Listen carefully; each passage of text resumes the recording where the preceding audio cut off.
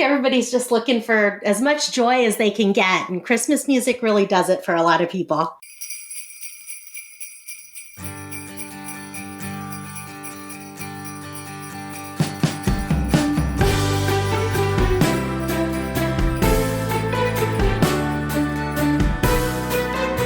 From the couple who put the Kris in Kris Kringle, the K2 Studios proudly presents a Christmas extravaganza, brought to you by the world-famous Kris and Kristine Show.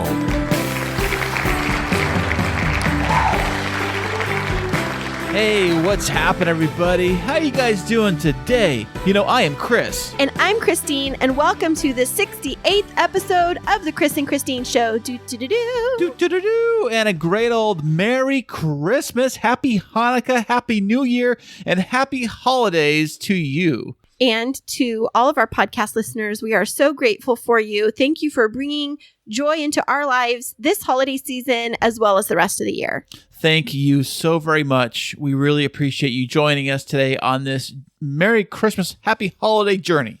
So, Kris, are you in the holiday spirit yet? You'd said that it's around mid-December when it starts to gear up for you. Absolutely. And it has been a very, very rough last couple of weeks, a few weeks, if you have not heard already, is that this house had been stricken with the COVID problem of 2020. It finally touched down and landed at our house a couple weeks ago. And it first came with Ezekiel. He was tested positive. And then, unfortunately, Kristine also tested positive.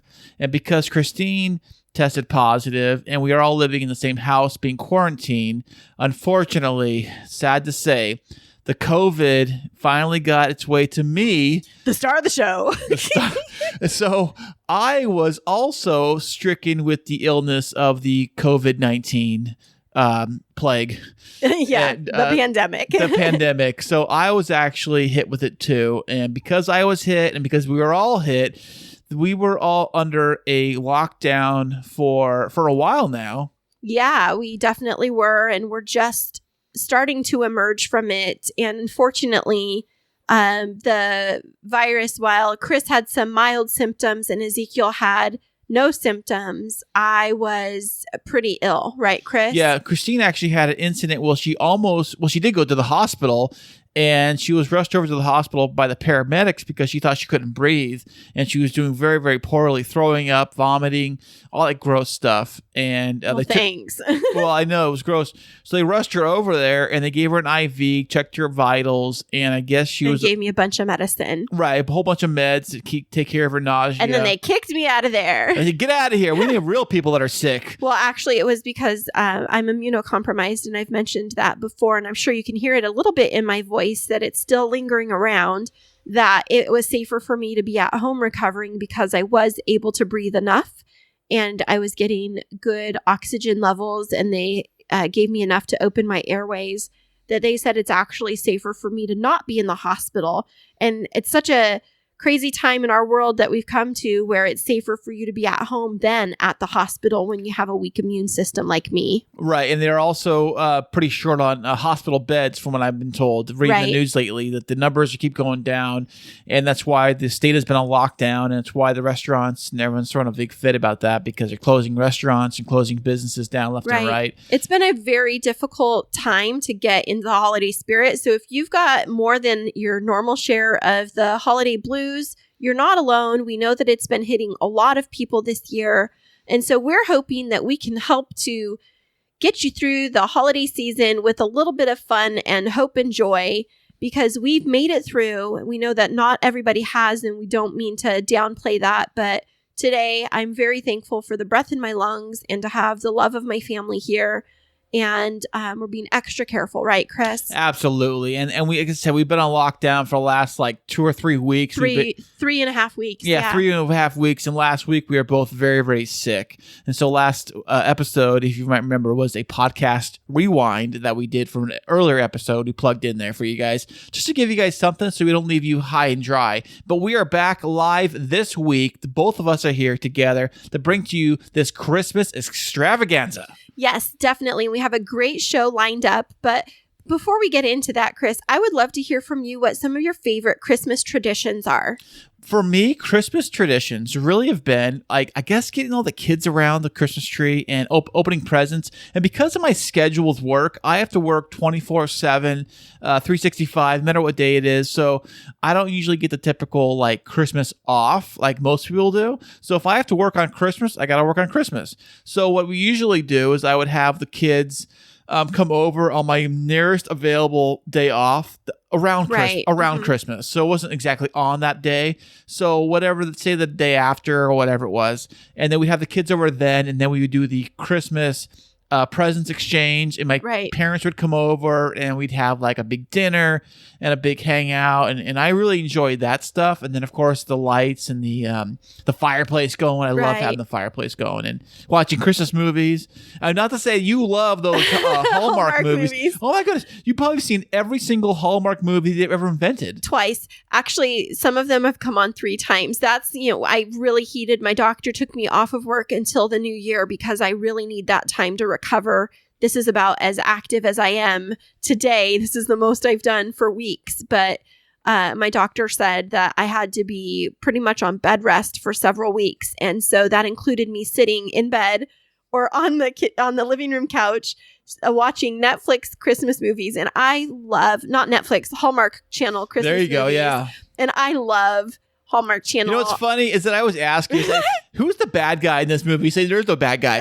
I said, how could be a movie with not a villain? If there's no villain, what's the villain of the movie is like New Year's Day. It must be the villain. Is it Christmas is like the hero, and the villain is time slipping into the future. My gosh. Like we have to go back to reality. We have to leave this Christmas paradise behind and go into our job. And it's always a dilemma. There's always like the person falls in love. You call it the cute meet. I call it the cute meet. When they hook up, they bump in each other. They don't hook up. They meet. Oh, I'm sorry. Yeah, they bump because it's Hallmark. They don't even kiss, rarely. They hold hands. And that's like going real far. Yeah, but I think though, Chris, I love these movies though because they are simple and they just bring joy and fun. They are definitely a fairy tale. We know they always are. Get out of here. They always have a happy ending. And nobody has a real job either, by the way. Person's the librarian. The other person is like the what is he like? The snowman maker of the town. Okay, stop. But I love them because the scenery of the Hallmark Channel movies when they're set in the small towns reminds me so much of the town that I grew up in. And that is Kingsburg, California, which is a little tiny Swedish village. And when you go down the main street in downtown, not the first street you enter into, but downtown, it has all of the gingerbreading on the shops. It has the Christmas tree lighting that they always feature on the Hallmark Channel movies. It has the cute little shopkeepers that come out in their cutesy little outfits and like very festive and hot cocoa, people walking, holding hands down the street. Apple cider. Absolutely. And there's the cute little festivals, of course, not this year, but typically every year there's a tree lighting ceremony. And then the second week of Christmas, there's always a festival called Santa Lucia. Wait, say it again. Santa Lucia? Santa Lucia. So Santa Lucia is a very important part of my growing up. And so because I grew up in this little Swedish town in California, there's a lot of Swedish traditions, and none is more important than around May, which is our Swedish festival with the maypole getting erected in town. And around Christmas time, Santa Lucia. So the legend is, the story of Santa Lucia is that she was a young maid that lived in Sweden, and she would go out in the wintertime and she would help to take care of those that were sick and homeless. And she would take hot food and beverages and clothing to help take care of them. And she would go out at night when it was the coldest. And because they didn't have like lamps at the time, she wore a crown of candles, and she was a real person. She wore a crown of candles. And so it looked like a halo when she would walk down the streets, and people would think that she was an angel. And I actually, when I was a senior in high school, I was selected as a junior as a Swedish Festival Queen, which means your reign is for an entire year. And so when you're the Swedish Festival Queen, you automatically get to be Santa Lucia. And so when I was 17 going on 18, I dressed in the traditional white Santa Lucia gown with the red sash around my waist. and I wore the crown of candles. They were electric at the time, like battery I hope operated. so. Gosh. But traditionally, they aren't. You normally would wear like a cloth on your head in the center. And so for pictures, I did the live candles, like when I was on the news and stuff.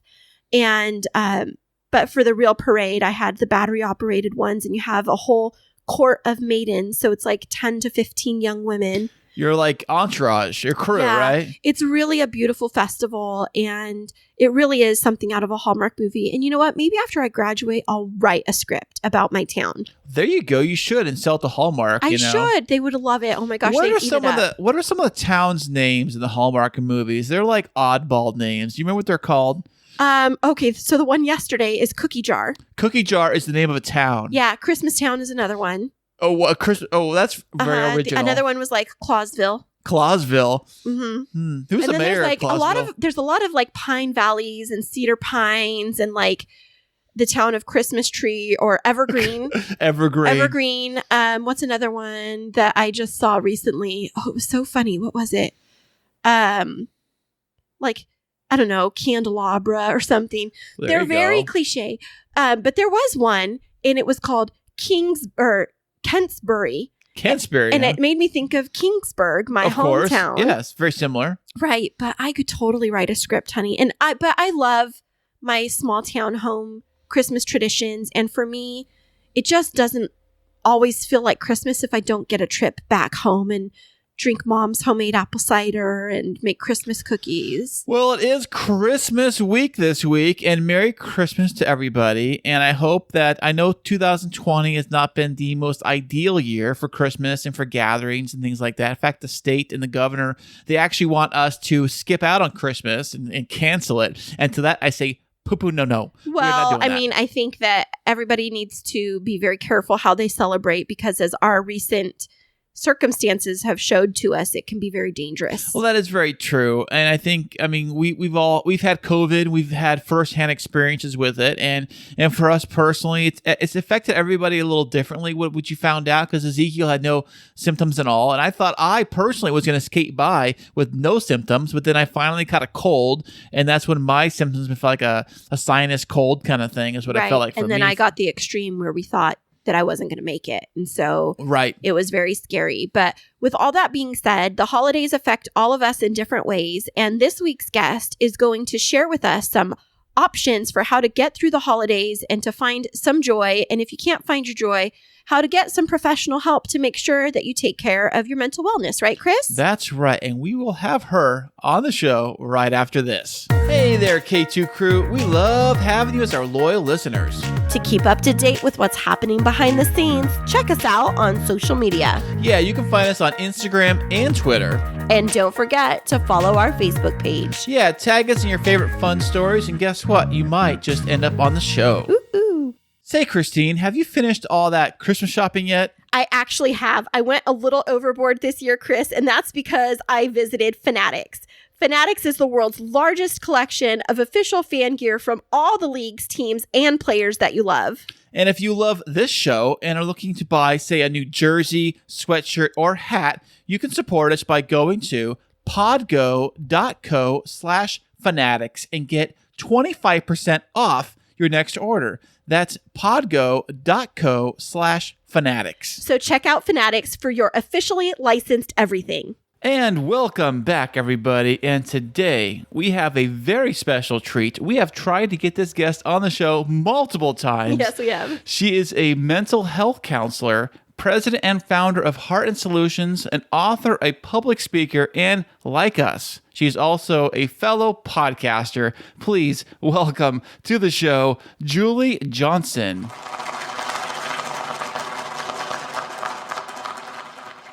Hey, Chris and Christine. It's great to be here. Thanks for having me on the show. We are so excited that we were finally able to make this happen. You have been so patient with us through floods and chaos in our life, and we are very excited to have you here today, Julie. I think 2020 has just been the year of adjusting quickly. Right? The faster we can adjust to all of the unknowns, the better. That's right. Oh, my goodness. It's been a crazy year. 2020. Wow. It's one for the books, I guess. So Yeah, I've seen people starting to put their Christmas stuff up right now, and it's like they're posting on Facebook wishful thinking for this year to be over. It's so funny. That's right. Yeah, I agree. I've seen a lot of that, and I'm kind of great with that. I think it's really fun when people are putting up their trees, but I'm just going to wait and savor it for after Thanksgiving. I just need that little bit of something to look forward to after Thanksgiving. Yeah, I don't usually worry about Christmas until after Thanksgiving or maybe even December. But I was at the gas station last night and I'm hearing music playing like they usually do. And I'm like, what is this? Christmas music? Oh, no. I can't take it. It's too much. It's too early for me right now. That's right. I think everybody's just looking for as much joy as they can get. And Christmas music really does it for a lot of people. Absolutely. Now, I will admit that I have started to indulge in the Christmas movies already. I've been watching them on Netflix, and I think I've gone through almost all of them. So then I'm going to move on to Hallmark Channel. Oh, no. There's something so comforting about those Lifetime type movies. You know there's not going to be an unexpected plot twist. And I'm really okay with that sometimes. You need a little bit of just mundane comfortability sometimes. Exactly. Something to get a little bit lost in. But speaking of getting lost, where are you joining us from in this fantastic world that we live in? Yeah, so I'm here in Iowa, in the Midwest, in the United States. I never used to say I was in the United States until I started podcasting and being a guest on podcasts. And now you've got to say the country you're in. Right. Oh, really? It's an international world out there. I never thought about that, actually, saying we're in the United States. I just assumed that, because I think most of the podcasting community is from the United States. I just assumed that, Well, maybe that's only the podcasts we're familiar with because we don't speak other languages. That could be it, yes. Yeah, but you're right, Julie. So you live in the Midwest, and has the Midwest turned more towards fall and winter already, or has it been pretty warm for you? It has been kind of rainy this week, but last week we had unseasonably warm. We had 70 degrees. My daughter and I were quarantined for COVID because my husband was exposed to COVID. So we left the house before he got home. We were in a hotel for a few days, and it was 70 degrees. So we were able to be outside and we weren't stuck in this hotel room. So that was really a gift last week. And now this week it's rainy, but I'm at home, so I don't care. So you say your husband was exposed to COVID. Did he actually catch it? Did you guys get a test? He didn't. So we were really, really lucky and we were really grateful. He was exposed to somebody who had spent the weekend with somebody who had tested positive.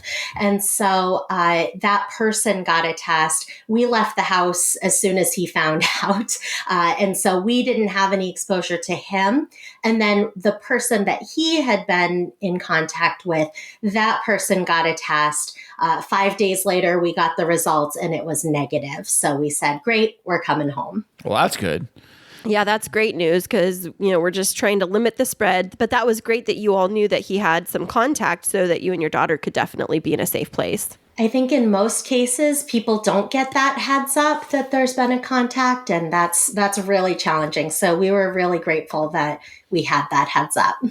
Yes, that's awesome. Well, I'm glad that you're having some good weather out there, but we would love to learn a little bit more about you, Julie. You have a very fascinating background. So can you tell us a little bit about yourself, your family, and your career? Sure. So I grew up in Boston, Massachusetts, right outside of Boston. And came to Iowa in 2007, followed a boy out here. So there you that's go. My current husband. Oh, congratulations. It actually worked out. Fairy tale ending. Iowa boy. Yep. That's right. So it did work out. We decided to come out to Iowa, where he was from. And I had always wanted to do something with counseling, but my undergrad was in criminal justice, and I had wanted to be an attorney. And then as I was taking these classes, I realized that, there's kind of, in this country, there's this punitive model of punishment and prison. And then there's this rehabilitation model, right, of prevention and of, working through different things and different cultural aspects with people so that we can narrow out some of those factors that cause different crimes. And so when I was in my undergrad, I realized kind of which side of that I wanted to be on. And I chose the preventative side, which to me meant working with kids in some kind of therapeutic capacity. So I moved out here. I got my master's in mental health counseling, and I started working at a counseling agency, became vice president there. I worked there for several years, and then really decided to start my own agency in 2014. So we've been up and going for the last 6 years. This last year has definitely been one of the most challenging in terms of innovation within the company. I feel like every day still we have something that comes up that we weren't expecting. But it's actually been really great that it's happened in this 6th year, because we have all of our processes and structures in place over the last 5 years. And then now this year, I felt like, okay, everything can, bring it on, whatever it is. We've got kind of our baselines there and established. And so that frees us up to be innovative with these new challenges that come our way. So I have a question that may be a little bit dumb, but I have never known what the difference is between counseling and therapy. Is there a difference? It's such a good question. We actually just did a podcast episode about this on You Need a Counselor, my podcast. So a lot of people get confused about what is a counselor, what is a therapist, what is a psychiatrist, what is a psychologist. And really, a counselor is a very general term. So within our agency, we have in-home behavioral counselors. Those are bachelor's level counselors who work on skills development with children. And then we've got licensed mental health counselors or licensed mental health therapists within the organization, and they're doing the outpatient mental health therapy. But when we're talking with people in this field, we kind of call everybody a counselor. So the counselor is kind of that overarching term that we can use. And then under that, there are mental health therapists. These are going to be master's level or above counselors who are licensed within your state. So if you are looking up a counselor to see or researching a counselor, make sure that they're licensed within your state, because that really keeps them accountable for the ethical codes, the ethical guidelines, and the licensure requirements of the state. And then there are psychologists who are typically more involved in the research aspect of mental health. So while psychologists might meet with clients weekly to do mental health counseling, really their main focus is going to be doing experimentation. And so when you think about doing lab rat type experiments, that's not your licensed mental health counselor. Okay, got it. That is, you picture this scientist in a lab. That's likely going to be a psychologist. And then a psychiatrist is a medical doctor who just happens to specialize in the mind and the brain versus a podiatrist who specializes in the feet. Okay. So then you are a licensed mental health counselor, is that correct? Yes. Yeah, okay. That's correct. All right. So, and I'm super open about this on the podcast, but I do I call it therapy, and maybe I've been calling it wrong, but I see she's a licensed clinical social worker, but she does meet with me once a week. And that's because I feel like taking care of my mental health, especially in the midst of COVID, is really important.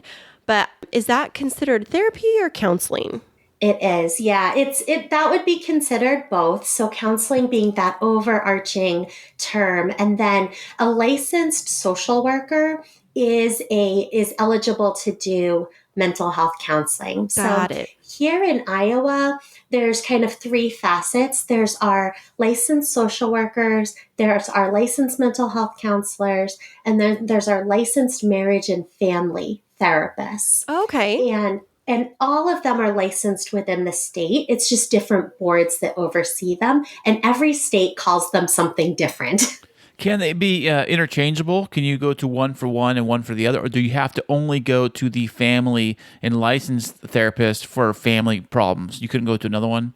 It's such a good question. Yeah, they are interchangeable. So we have licensed mental health counselors who specialize in couples counseling or who specialize in parent-child interaction counseling. And then there are marriage and family therapists who that's their degree, that's their foundation, but they also see individual clients and work with individuals. So it really is specific to that provider.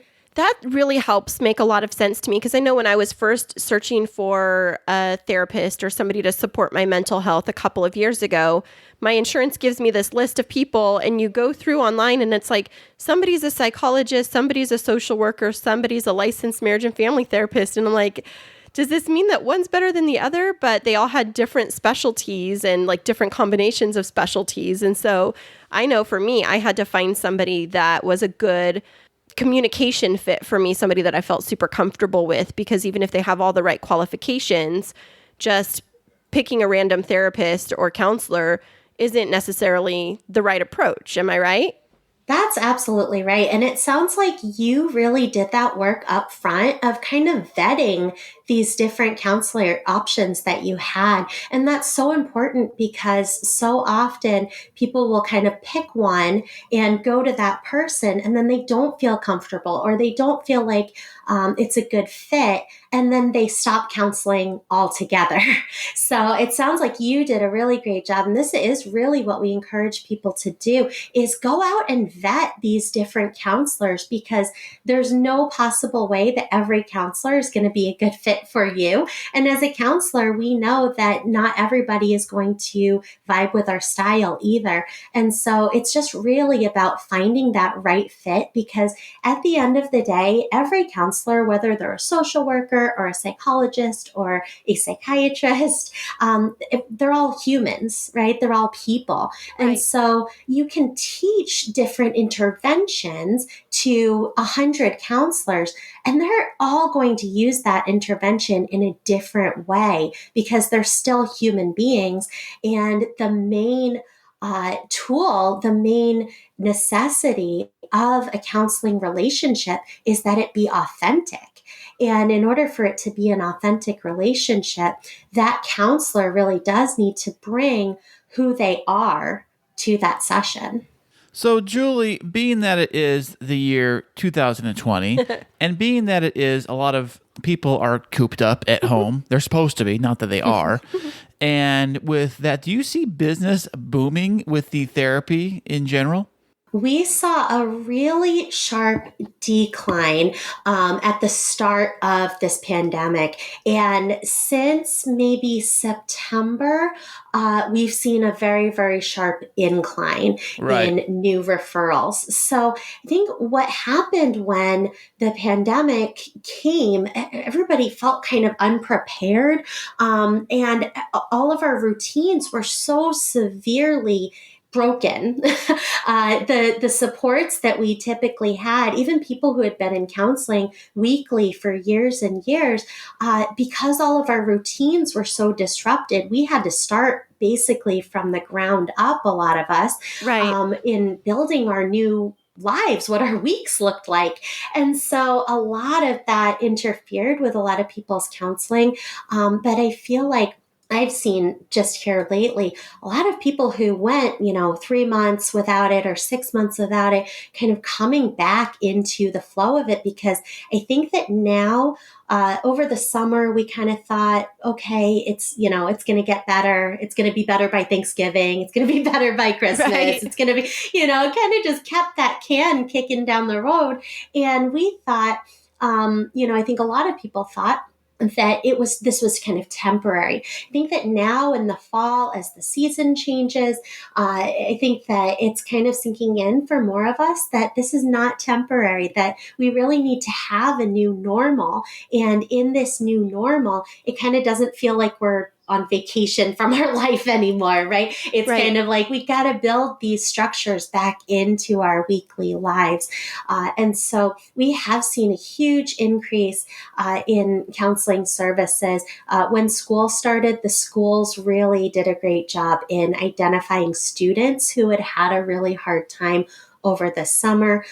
We know that when pandemics like this happen, domestic violence really increases, and Right. everybody's routines were off. When unemployment rises, then child abuse rises, right? So with everybody being kind of cooped up at home, parents trying to virtually teach and do their jobs at the same time, and just not having those supports naturally in there. We're seeing a lot of children now really, really benefiting from the routine and the structure of Right. counseling. Yeah. So you bring up a really good point because so many families, their routine was completely changed. And one of the things that Chris and I had talked about, what impacted me dramatically when I had to move to working from home, is I no longer had anybody outside of the household to really process through whatever happened in my day. And so, he would come home exhausted from work, and all I wanted to do is, wait up for him until 2 or 3 in the morning and talk, and he was tired, or vice versa. And, we were the only people we were interacting with. And I know that emotions can get a little bit frayed. And I know it took my therapist a couple of weeks to get up and running on the telehealth appointments.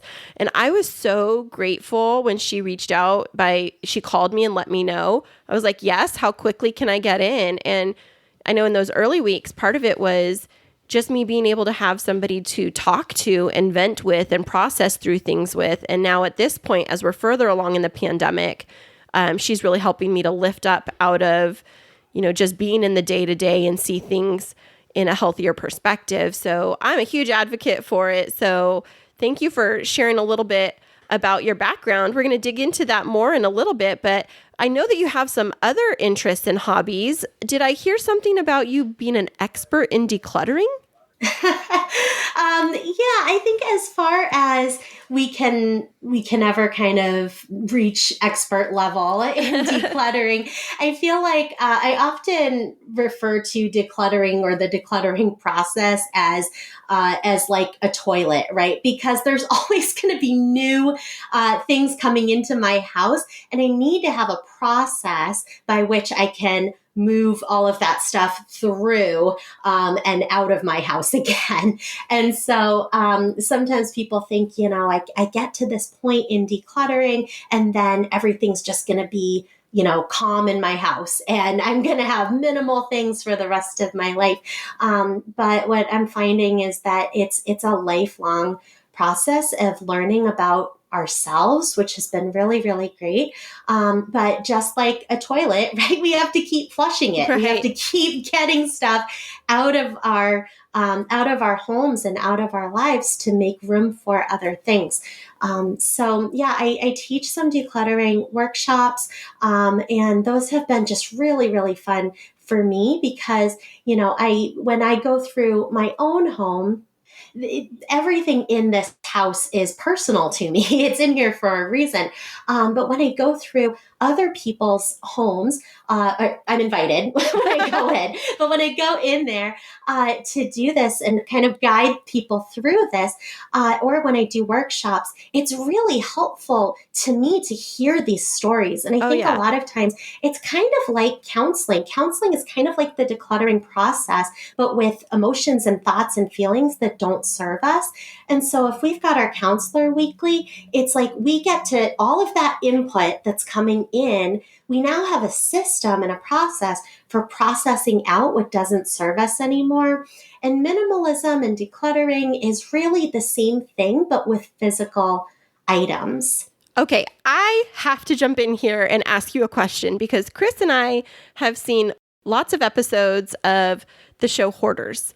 And one of the things that we've talked about is like the emotional aspect of why people keep things even if they don't use them. Like what is behind that accumulation of clutter. And so if we were to, we're not necessarily clutter clutter people. I mean, we have some clutter, but we're not minimalists. We're like somewhere in between. But if we were a very cluttered household with lots of things that maybe we aren't using regularly. Useless things. Let's add that Well, too. we don't have to say they're useless. I mean, to the people that are holding on to them, they have a hope that they'll be like useful. a value or some sort. Right. So how would you walk us through the letting go process? I mean, I've watched that Marie Kondo show, like you say goodbye to it, you kiss it, you hug it or whatever and release it. But how would you help us through decluttering? Yeah. So you said a lot there that is really, really helps a lot of people to kind of tune in and understand this problem. And Hoarders is a huge one. I love Hoarders. I love watching that show. Anytime I'm in a hotel or somewhere where there's cable, I watch that show. And the emotional side of it. So actually, there was a new DSM-5. DSM is the Diagnostic Statistical Manual. And that is what we use in the mental health field for diagnosing. And so there was a new one came out, the DSM-5. And in this current DSM statistical manual, there is a mental health condition called hoarding disorder. And it wasn't in the previous versions. And so I think it's just now kind of becoming more understood and more widely accepted as a clinical diagnosis. And what's interesting about that diagnosis is that it's within the impulse control and anxiety related segments of the manual. Oh, wait. So hoarding or like holding on to clutter is connected to anxiety? To anxiety. Yeah. Yeah. And so I think a lot of times we think that when we watch that show, we think, yeah, there's something going on, right, mentally with this person. Maybe they are struggling with a mental health condition, but we don't always think about anxiety. But what they've done in this manual, this diagnostic manual, is they have put it into the anxiety category. And it makes sense in a lot of situations. So if I am looking at I think on Hoarders, a lot of times what grosses most people out is the expired food. Oh, right? yeah. Like the And the food rats. Yes. And the cats, all the cats, the 1,000 cats and fur everywhere. In the freezer. Yeah. Yeah. Yes. And so we can kind of look at it through an anxiety lens, though, in terms of that expired food, for example. So there was an episode recently where a guy had a bottle of Mountain Dew, right? And it was like 5 years expired. And he said, well, I feed that to the animals. Oh. And they said, are you kidding? You're feeding animals expired Mountain Dew? But really what it came down Any Mountain Dew for that matter.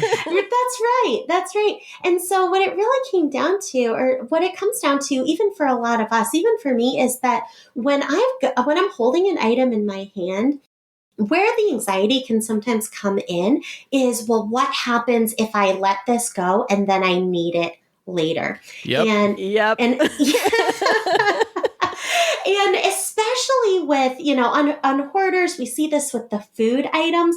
But I think for us who are, like you said, kind of in that, if you came into my house, you would not say, oh, this is a minimalist house. But you would say, she's got what she needs. Mm-hmm. And so if I look at an item, typically for us, it's like, I always give the example of that second toaster, right? Like you had a toaster, it maybe doesn't work so well, you got a new toaster, but we keep that older toaster. What? I'm feeling singled out right now, Julie. You only have one toaster. That you know of, Chris. So this is that, that second toaster that we hang on to. We know that we're not using it every day. We know that we've got this toaster, but our mind immediately goes into a future where we don't have enough money to buy a toaster, right? Right. And so the anxiety can really come in there. And the way that we would treat hoarding disorder is really the same way that we would treat anxiety, which is to help the person develop strategies to be more focused on the present moment. Oh, wow. Yeah. because anxiety can't survive in the present moment. Anytime that I'm in anxiety, if I say, okay, Julie, where are your feet and where is your head? And if I'm feeling anxious, it's because my head is so far in the future, some imagined future, that I'm not feeling the actual emotions that are happening where my feet are. And So you're thinking of so basically you're saying you're thinking way long term, like what ifs, like disaster prepping. yeah, we're thinking long term. We're thinking, if I give away this, what if I throw away this art project that my daughter did, and in 30 years she's mad at me because I didn't keep enough of her art projects, Yeah, right? what are you gonna do now? Yeah, so absolutely. And so I think we get to that place, and then it's easier to just hang on to the item rather than face the potential future of the consequences of giving that up. And so what usually I'll tend to say is, let's answer that question. If that's the question that is coming up, there's kind of two things. There's, if that is the question and I'm holding this and I'm not giving it up, not because I like it or because I'm using it, but just because I'm afraid to let it go because I might need it in the future, I would say, okay, what if I need it in the future? What will I do? And sometimes having just that plan of, if I do need this in the future, what will I do, really does allow us to feel more comfortable letting go of that item, because we kind of think ahead to the future just far enough to give us anxiety about it, but not far enough to let us resolve the anxiety in the way that we would if that was in a real timeline. This totally makes sense. And I will just highlight, about a week and a half ago, maybe it was 2 weeks ago, Chris and I decided to purge our closets here. And we were going through different things. I was having a hard time letting go of some clothes, and I kept looking at it and asking myself, Christine, when have you worn this in the last 12 months? And then that fear of, but it's a special occasion dress. And so if I have a dinner and I don't have a dress, then I'm going to have to go and buy one, and I'm wasting money. And I had to ask myself that and wrestle through it. But then as I was cleaning my closet, in the back corner, I found a box. And Chris, do you remember what that box was full of? No, tell me. Now I'm curious. Your old work uniforms. That's right. There was like 15 of his old work uniforms. And now I have to tell you, he has a whole stack of them, of regular ones he wears all the time. And he just got a brand new set of uniforms from work. So he has more than enough. But we pulled it out, and he says, well, like, what if I ever get another job and I need these and I need to put them on and I'm not going to have them? And I said, but you have like 10 or 12 now. Do we really need this extra 15, or could we let them go? And he looked at them and pulled them out, and he's like, but they're sentimental. And I said, then you could keep one, but we don't need to have all of them necessarily. And then finally he sat and he looked at it for a few minutes, and he said, you know what? It's okay. We can donate them. And it was like a moment where I realized, oh my gosh, I do that same exact thing with a million other things in this house, but it's having to ask myself, like, what is my purpose for keeping them? Is it like an emotional attachment, or is it a scarcity mentality? And so what you're saying, really, I mean, we're not cluttery well, I'm a cluttery person. He is not at all, but this is making so much sense. Thank you so much. Yeah, and I think even with the idea that, something is sentimental, there is an anxiety base sometimes with those, holding on to those sentimental items, because there's this idea of, there's going to be pain. There's going to be pain when I let go of it. And am I inviting pain into my future when I think about this item and don't have it, right? And so we experience the pain now, and then we experience that imagined pain that we think we're going to have in the future, and we hold on tighter to that item. But I think that if we take it that next step further and we say, okay, this item is sentimental. When I experience this in 10 years, when I think about this item and I realize that I don't have it anymore, or my child asks me about it and I wish that I had it to show her, what am I going to do? And the truth is that we all experience pain on a daily basis. We all experience discomfort, maybe not pain, but we all experience discomfort, right? We do things we don't want to do because we know they're good for us, or we put off things that we should do that we know are good for us, and that causes us discomfort too, right? So we have this discomfort all the time, and so we do have these coping strategies to be able to work through that discomfort. And sometimes the answer to, well, what will I do? What will happen if I need this in the future and I feel regret that I got rid of it? And sometimes the answer to that, if we really try to answer that question, is that then I'll feel regret. Wow. Yeah. Well, some people they have a hard time dealing with that. And Right. what I was going to ask you, Julie, is do you find that the hoarder mentality, the hoarders, the seem to be more of the ones that have the lesser income, that know that I don't make a lot of money, so I'm gonna need to save this other toaster because this other one I have, when it does break, because things do break, that I'm gonna have to go on to that one because I cannot afford to buy a new one.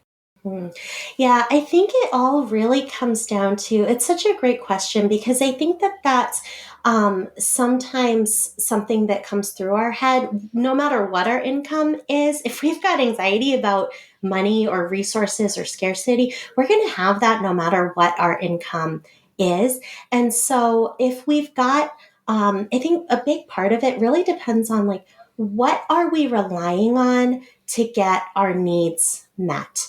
And this is a really big question. It's one that in 2018, I did a no spend year, Oh, wow. where I did not spend money other than daycare and utilities and groceries once a month. And the purpose for that no spend year was really to take my dependence off of money. And there are a lot of places that we put our dependence on, right? And so one of them is money. A huge one for a lot of people is money. Of course, But yeah. sometimes it's like social status, or sometimes it's the things in my house, or sometimes it's relationships, right? And we see people get really dependent on certain relationships, or like my job, or all of those things. And it really comes down to, where do I look to in order to get my needs met? And if that's a situation where I have lower income, so I think about like myself in college, and in high school, I was at a boarding school in high school, and so my like spending money for stuff I actually wanted was just based on, my high school job. And then in college, I was doing the same thing, and I was working at a bowling alley. And so I think about myself in college there, and what was I placing my dependence on?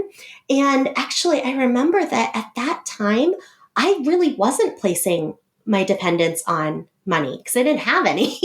Right. And so it was actually easier for me to not place my dependence on money. But I maybe would place my dependence on, okay, these are the things that I have from when I was growing up, and I can still have these if I can't afford to buy a new toaster. But I think that the biggest point here is just, it's really important to look at what we are placing our dependence on. Like, am I placing my survival on a toaster? Oh, right. And how likely is it that that a toaster, having that toaster, is going to make a difference in my life in that way? And then also, what are the other places that I can put my dependence instead that are maybe more sustainable than that toaster? So in my no spend year, I found so much that I was able to put my dependence more on my community. I was able to put my dependence more on my neighbors and friends, and on borrowing, and like Facebook Marketplace and free sites and all kinds of things there. And I was able to realize that, the things that I currently had weren't I couldn't go buy new ones, right, for that year. And so Right. I had to rely on other things, and on bartering and on, swapping favors for different things. So I think it just really comes down to not necessarily like, how much stuff do I have to keep me safe, or how much money do I have to keep me safe, or how much, what are my relationships to keep me Right. safe. I think it's just a matter of identifying what those are and if that is serving us or not. Well, this has been very, very intriguing. And I've learned so much from this section. I would love to know about the podcast that you co-host. And do you tackle topics similar to this? Yeah, so the podcast is called You Need a Counselor Podcast, and the mission is pretty straightforward. It's to let everybody know that you need a counselor, and so do we. My co-host and I we work together at Heart and Solutions. And what we're finding, especially in our field, is that there are so many barriers to people to being able to have a counselor accessible to them. And so some of those barriers are financial barriers, not knowing what the resources available to them are. But then a lot of those barriers have to do with previous experiences in counseling or just, societal ideas of counseling, the stigma that comes with counseling and mental health care. And so what the podcast is really trying to do is just identify different ways for people that they can benefit from a counselor that sometimes we don't even think about. I think sometimes we think that you have to have a major life crisis in order to need a counselor, or that, there needs to be something wrong with us in order to need a counselor. And it's really not that way. It really, being a counselor, and I went into it to be on the preventative side of things. And so for me, when I see my counselor weekly, and I love telehealth, I am on the treadmill while I'm doing telehealth. It is awesome that I get to talk to my counselor on the phone. We interview guests who either are counselors or who have had great experiences in counseling, or have had medium experiences in counseling, or have had really awful experiences in counseling. We just talk through those experiences. And the point is that everybody can benefit. It doesn't have to be something's wrong with us, or that there's been a major meltdown in our life or a major crisis, and that everybody can benefit. And there are ways around these different barriers. Julie, does your co-host on your podcast, are they also a counselor? She is, yeah. So Krissa is my co-host, and she is the director of the behavioral health intervention section of our company, which is an in-home behavioral health service for kids. And so she's in charge of that department. And she and I have worked together since 2010. So coming up almost on 10 years. 10 years almost then, yeah. 10 years coming up. Yeah. So we have worked together for a really long time. And she's really great because she does bring that, I try to bring the mental health counseling side of it, and she really brings that behavioral health side as well. Do you guys ever try to incorporate examples, or maybe have do you have listeners maybe write in something you can talk about, or questions you might guys try to answer, say, on the podcast? Yeah, absolutely. So we encourage everybody to, if you do have questions about counseling in general, or how to find a counselor, or if a counselor might be right for you, anybody can send us a message either on our Facebook page or on our Instagram page, and that's at You Need a Counselor Podcast. So we welcome those instant messages, and mainly we do guest interviews, and we also encourage that if you hear a guest interview and you have a question specifically for that guest about something that they said, that you would send us a message there too, because when we have that guest back on the podcast again, then they can specifically answer those questions from the last time they were on. That's super interesting. And from reading your bio, we know that you also are an author and published a book. So I have a question, because I think that the title was something around breathing techniques for kids. And I know that a lot of our listeners are parents and have kiddos that are managing the stress and trauma of navigating COVID. And the kids may be experiencing some more emotional difficulties, more outbursts of crying and things like that. How would you recommend that the parents that are listening to this podcast support their children right now? Yeah, absolutely. So the book is called Breathing Through the Year. It's a child's guide to holiday-themed breathing techniques. So my daughter is 4 right now. She and I have been doing these breathing techniques since she was just under 2. And kids love holidays. And, kids don't typically, I know I didn't learn any breathing techniques until I was in my 20s. And I was specifically studying this field when I started learning a lot of those techniques. And so what I've done is try to break these techniques down in a way that preschoolers, so typically ages 2 through 6, can really learn how to use these when they are in crisis. And, if you've got a toddler, you know that crises are very common with toddlers. Right. And sometimes it's just my juice is filled too high on my cup, right? Right. So these breathing techniques have been so helpful with my daughter, because I can very easily ask her, okay, do you need help calming down?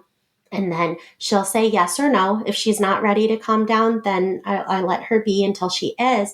And then if she says, yes, I need help calming down, then we kind of have our little ritual. So I'll ask her if she wants some water, and I'll ask her if she needs a tissue. And then after that, we do one of the breathing techniques. And so there's 12 techniques in the book. They're all illustrated for kids to be able to see how you do it. But for example, we've got Thanksgiving coming up, and our Thanksgiving themed breathing technique is we take a really deep breath and we stick out our stomach, our tummy, like we've got a big tummy full of Thanksgiving food. And when I'm going through this I just always encourage parents to talk about the different Thanksgiving foods, right? Really give a visual for kiddos so they can connect this emotionally. And then, so we take that big, deep breath in, like we've got a big belly full of food. And then we exhale and we say, gobble, gobble, gobble, gobble, like a turkey as we're exhaling. And oh my gosh, toddlers just love this. It's so fun to be able to have these tools available. The kiddos know how to do it. If my daughter says, well, I want to do the Thanksgiving one, I say, okay, what Thanksgiving food should we pretend that we're eating, right? And that really turns on that part of her brain that is the cognitive portion of her brain.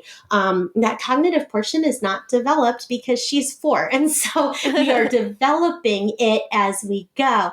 And so some of the best things you can do with a preschooler, if they are having their limbic system just go completely out of whack, we go, okay, how can we get them thinking in terms of words and visual pictures that they can communicate to us? So that's going to get their rational cognitive brain back into working, right? We've seen toddlers who they're crying and yelling and stomping around, and then it's like a light switch and they're back to being totally Right. fine. And so it's because that portion of the brain is kind of taken over. And so if we can get them to say, let's pretend to eat corn, let's pretend to eat pumpkin pie, that really does help with that part. And then that breathing out and breathing in, and then we just do that 3 times. It really just helps to give them some routine. They enjoy that consistency. And it is really, really fun parent-child interaction also. I love that so much. I think that you've equipped me with some tools to support our boys during any emotional meltdowns that they might have, as well as for myself and my partner in crime over here to ask that question without being condescending. Do you need some help calming down? Because I think sometimes in the moment, even we as adults can lose track of how important it is to breathe calmly through things instead of putting ourselves into hyperventilation. Mm-hmm. Yeah. And we, as parents, we've had, 20, maybe 30 years of practice with how we can calm ourselves down, but our little ones haven't had hardly any practice. So Right. Oh, I it can is, tell. Oh, yeah. yeah, that's right. So it is a huge part of our role to help them learn how to calm down. And this book is it's just a really hands-on, fun way for kids to be able to learn that intentionally. Well, Julie, this has been so informative, and I know that I'm going to be looking at the resources you shared, but can you tell our listeners again where they can find you if they're interested in consulting with you as a counselor, where they can find your podcast, and how they can buy your book? Yeah, absolutely. So if you're listening in Iowa, we are Heart and Solutions. We're a strength-based counseling agency here. So you can reach us at 800-531 4236. You can follow us on Facebook, on Twitter, on Instagram, and on Pinterest. On Pinterest, we have a really kind of extensive Pinterest board where we have different activities and family techniques sorted out by different challenges. So if you're looking for anger management techniques to do with your kiddos, go ahead and go follow us on Pinterest because we've always got new stuff out there. If you're looking for the book, you can go to storiesfromtheheart.shop, storiesfromtheheart.shop, and you can follow us on YouTube. If you search Stories from the Heart, you can find us there on YouTube too. And my 4-year-old daughter and I make breathing techniques every week, and we post them there on YouTube too. So you can go there and hopefully just breathe along with us. My daughter always loves YouTube videos that have other kids in them, and especially, and especially now that she's not in preschool because of COVID. If you want to follow along there, it's a great way to kind of be taught by another kid, which is always fun. And then you can find You Need a Counselor podcast wherever you listen to podcasts. So on Spotify, on Apple, anywhere there, you can search us and subscribe there. We're also on Facebook and Instagram at You Need a Counselor podcast. Well, that is fantastic. And we really, really appreciate this, Julie. I think that this has helped to center me. One of the things that we didn't mention is Chris and I had a little bit of creative conflict right before this interview. And No, we did not. So talking with you has helped me to reflect on my own emotional response and what might be triggering it and kind of breathe through that. And so thank you for just being here with us today and leaving us in a better place than where we started. Absolutely. It's been great. We love the show. Thank you so much. Thanks, Julie. The Podbreed Network is strictly for the small podcasts that are up and coming in the vast world of podcasting.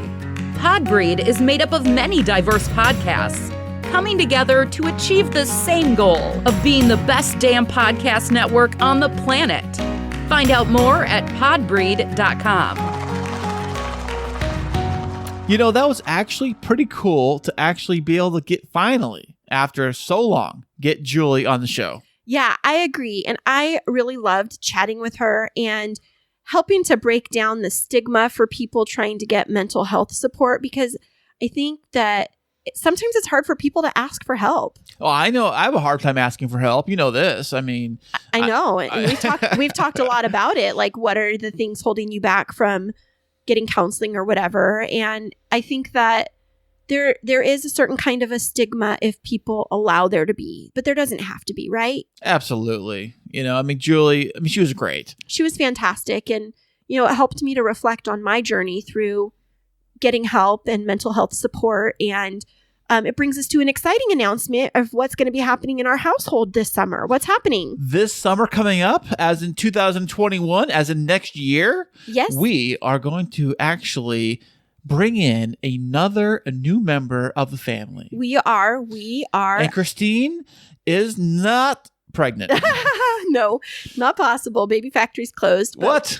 But we are adopting an emotional support dog for me, right, Chris? An emotional support animal, which is going to be a puppy dog. Mm-hmm. And it's going to be a cute little furry thing, goes yarp, yarp, yarp, and barks and runs around and does all the cute things. It's going to be a small dog. I'm not sure what kind of dog it is, but I know it's little. It's not big and massive, although it's not a Chihuahua, I can tell you that much. No, and they actually don't yap. It's the temperament is, of course, when puppies are little, they bark a little bit, but it's called a Habibi bear, and it's a special breed that is it's developed. I guess that sounds so crazy, but it comes out of Seattle, Washington. This wonderful couple has really honed their skills over the last number of years to breed these dogs for emotional support and therapy.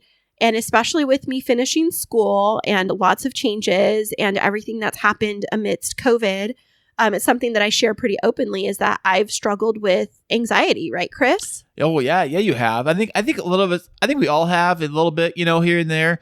It's but having an emotional support animal. I know you love Paisley so much. I do, and she's been so sick. It's been so hard. Oh, I know. She's been struggling with this COVID and with the being cold and everything too. She is a animal that needs heat and warmth a lot and all that. But and it's really hard when your emotional support animal gets sick, and then it's like your world feels and you're like sick too. So what do you do? It's like a double whammy. Yeah. So next year, in the summer of 2021, is when we were expecting to get this little fur ball of joy into our house. Yes, and I'm very excited, and I think it's a really good step for me to be able to bring in a little friend to help take care of, because there have been a lot of changes, and I mean, it's no reflection on our family. It's just knowing myself well enough to know when I need to ask for help.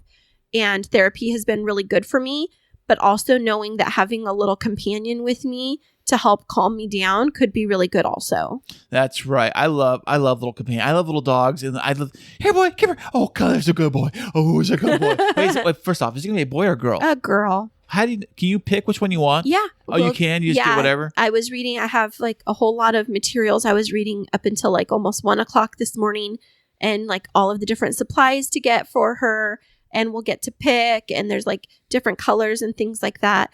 But I would What color of the dog? Yeah, like once they're born, we'll get to have a private portal where we get to look at all of the different puppies, and they help with temperament testing to see, based off of my needs, what the best type of dog is. And then they know that we have children at home, and so what's going to be a good addition to our family dynamic. And I'm hoping to get a little girl puppy, and I would like to name her Lola. Lola? I just think it's so cute. What if they already pre-name the dog? Do they do that? Well, they do a name for the litter just for selection, but that name is just for the purposes of not calling it Red Puppy 1 or Gray Puppy. I like that one. Red Puppy 1. Sounds like a space shuttle. I know. Red Puppy 1, come in. Come in.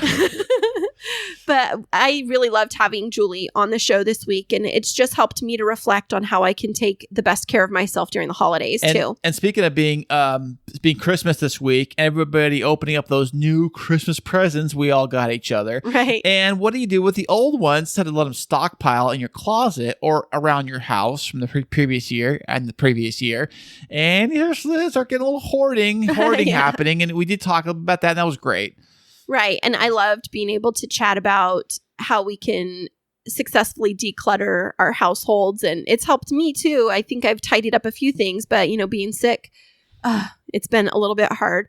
But I will say that as I was Christmas shopping, I did look through the lens of, is this going to be something that the kids will actually play with and have fun with? Or is it just extra stuff to feel like I got them more? So I would say we actually didn't buy as much stuff this year. And I always try to do that every Christmas now. I stopped to try to just get a bunch of stuff and just trying to pick out things that they would actually use and try to not get so much, because do they really need 1,000 little things, that just going to get lost or broken, which you probably end up doing anyways. But or things you gotta like step on and you gotta put away and for them because they leave them everywhere. Right. So I think that we tried to be simpler and focused on what the kids love. And I feel kind of bad because I'm used to going a bit over the top for Christmas, and I got you just a few things that I think you'll really like. But there's always this desire to like do more. And I think that if COVID and 2020 has taught us anything, it's to treasure our time and our experiences together, and to not get caught up in the stuff anymore. Right. Because there's a lot of things you just can't do right now. A lot of things are closed. A lot of the theme parks are closed, and which has always been a big thing. Like movies right now, like you always want to go to the movies. Right. I love the movies. During Christmas time, it's like, what new movie is coming out for Christmas? And you all go to the theater. We every year we went to see the new Star Wars. It always come out during Christmas. Right. So this year instead, I'm going to wrap up my love for you. Oh, thank you. I appreciate it. Can I unwrap it myself? Hey, not TMI on the air. But anyways, everybody, we are wishing you a healthy, safe, happy holiday season. Whether you celebrate Christmas or anything else, our thoughts and prayers are with you all, that you would stay healthy and happy and safe, right, Chris? Absolutely. And on that note, it has been a fantastic Christmas episode, and we will be back next week. Remember this week that life is too short to wake up in the morning with regret. So love the people who treat you right, forget about the ones who don't, and believe that everything happens for a reason. If you get a chance, take it. If it changes your life, let it. Nobody said that it would be easy. They just promised it would be worth it. Thanks so much for joining us. I'm Chris. And I'm Christine, and until next week, Keep moving forward.